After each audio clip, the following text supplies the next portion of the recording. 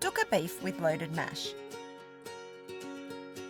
Start by cooking the potatoes in a medium saucepan of boiling water for 15 to 20 minutes or until tender. Drain and return to the pan. Meanwhile, heat a greased barbecue grill or chargrill on medium.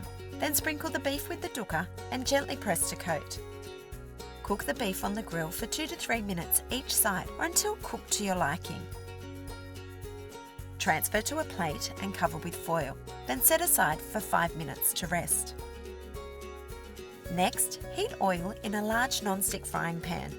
Cook leek, stirring for 2 to 3 minutes or until the leeks soften. Then add garlic and cabbage. Cook stirring for 2 to 3 minutes or until the cabbage wilts.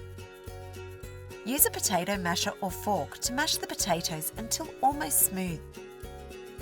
Add the sour cream and the leek mixture. Stir to combine. Arrange the beef on a serving platter with the baby broccoli and the potato mixture.